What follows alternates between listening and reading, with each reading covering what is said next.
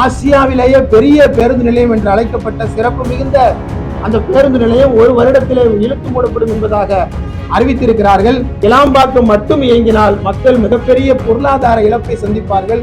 பாரிஸில் இருந்து அந்த பேருந்து நிலையத்தை கோயம்பேட்டுக்கு மாற்றும் பொழுது பாரிஸிலே தொழில் நலிவடைந்தது. தென் மாவட்டத்தை பொறுத்தவரை முழுவதுமாக முற்றிலும் சீர்குலைந்து போயிருக்கிறது.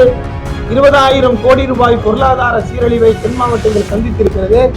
எனவே தென் மாவட்டத்திலே பொங்கல் பரிசை இரட்டிப்பாக தமிழக அரசு அந்த பகுதி விவசாயிகளுக்கு வழங்க வேண்டும்.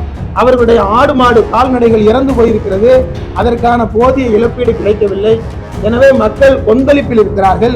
இந்த முறை அந்த கூட்டணியிலிருந்து வெளியே வந்ததாக அறிவித்துவிட்டு இனி அவர்களோடு எங்களுக்கு 2024 உறவில்லை, 2026 இல்லை, கூட்டணி இல்லை என்று அறிவித்திருக்கிற நிலையில் எங்களை பொறுத்தவரைக்கும் எங்களுக்கு யாரும் எங்களுக்கு எதிரி இல்லை. எல்லாரும் பாஜக தனித்து விடப்படாது. வெளிப்படையாக நாங்கள் அறிவித்திருக்கிற ஒரே ஒற்றை விஷயம், மதவாத அணியை பலவீனப்படுத்த வேண்டும். அப்போ மதச்சார்பின்மைய அணியை வலுப்படுத்த வேண்டும். அதனால இதுல வேற எந்த டிமாண்டுமே இதில் நாங்கள் வைக்கல. மதவாத அணியை வலுப்படுத்த அதை வீழ்த்த வேண்டும் என்று சொன்னால் அதிலிருந்து வந்திருக்கிற அதிமுகவை நம்மோடு நிறுத்த வேண்டிய அவசியம் இருக்கிறது. அதிமுக என்பது பாஜகவை எதிர்ப்பதற்கான மிக முக்கிய ஆயுதம்.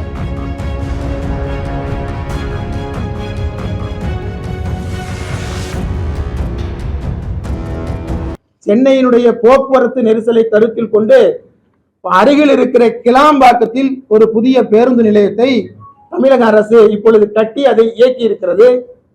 ஏற்கனவே கோயம்பேடு பேருந்து நிலையம் 18 ஆண்டுகள் தான் ஆகிறது. ஆசியாவிலேயே பெரிய பேருந்து நிலையம் என்று அழைக்கப்பட்ட சிறப்பு மிகுந்த அந்த பேருந்து நிலையம் ஒரு வருடத்திலே இழுத்து மூடப்படும் என்பதாக அறிவித்திருக்கிறார்கள்.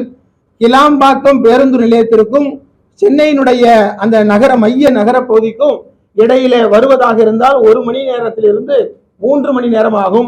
மிகுந்த சிரமங்களை தென் மாவட்ட அந்த பயணிகள் சந்திக்கிறார்கள். எனவே கோயம்பேடு பேருந்து நிலையமும் அதுபோல கிளாம்பாக்கம் பேருந்து நிலையமும் தொடர்ந்து இயங்க வேண்டும். கிளாம்பாக்கம் மட்டும் இயங்கினால் மக்கள் மிகப்பெரிய பொருளாதார இழப்பை சந்திப்பார்கள்.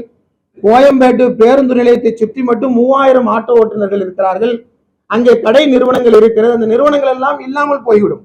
பாரிஸில் இருந்து அந்த பேருந்து நிலையத்தை கோயம்பேட்டுக்கு மாற்றும் பொழுது பாரிஸில் தொழில் நலிவடைந்தது.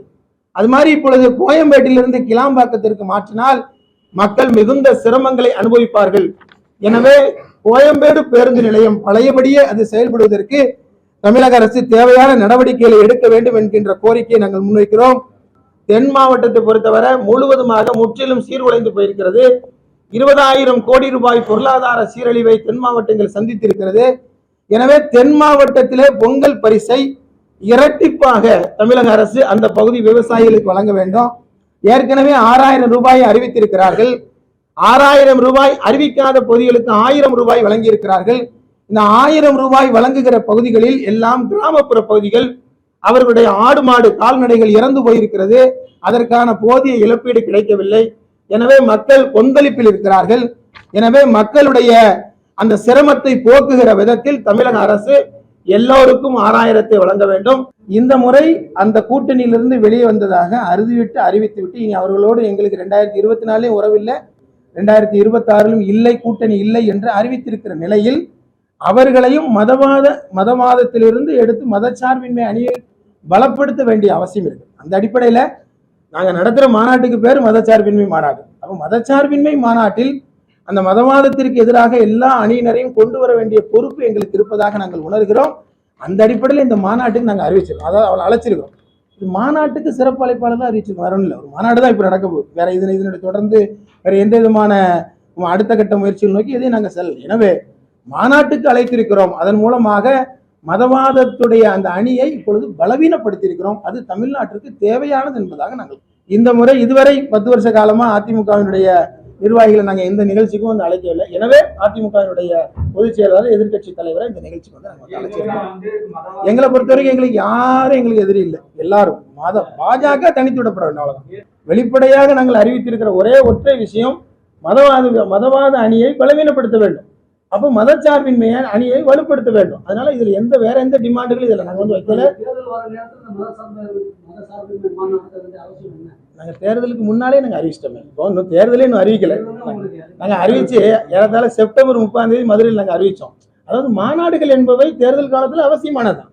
ஆனா இப்ப நாங்க மதச்சார்பின்மை கோரிக்கை இப்ப ரொம்ப தீவிரம் அடைஞ்சிட்டு இருக்கு. வரக்கூடிய காலத்தை நினைச்சாலே ரொம்ப அச்சமாக இருக்கிறது. சிறுபான்மையினரை எதிராக பயன்படுத்தி அவர்களை எதிரியாக முன்னிறுத்துற ஆபத்தான காலகட்டம். அப்ப இன்னைக்கு யாரும் மதச்சார்பின்மையை யாரும் இன்னைக்கு பேச முடியாத சூழல் உருவாகும். சுப்பிரமணிய சாமி போய் உச்ச நீதிமன்றத்தில் மதச்சார்பின்மை நீக்க வேண்டும் என்கிற ஒரு கேஸ் இன்றைக்கு இருக்கிறது. ஆளுகிற அரசுகளே இன்றைக்கு மதம் சார்ந்த நிகழ்ச்சிகளில் பங்கெடுக்கிறார். இதெல்லாம் நம்ம கண் முன்னால் பார்க்கிறோம். எனவே இதற்கு எதிராக தமிழகம் கூடுதலாக ஒரு வலுவான போராட்டத்தை நடத்த வேண்டும் என்ற ஒற்றை கோரிக்கை தான் இதற்கு காரணம். வேற எந்த உள்நோக்கம் இல்லை. மதவாத அணியை வலுப்படுத்த வீழ்த்த வேண்டும் என்று சொன்னால் அதிலிருந்து வந்திருக்கிற அதிமுகவை நம்மோடு நிறுத்த வேண்டிய அவசியம் இருக்கிறது. நான் தொடர்ந்து சொல்லிட்டு இருக்கேன். அதிமுக என்பது பாஜகவை எதிர்ப்பதற்கான மிக முக்கிய ஆயுதம். அதை நம்மலாம் செய்யணும்.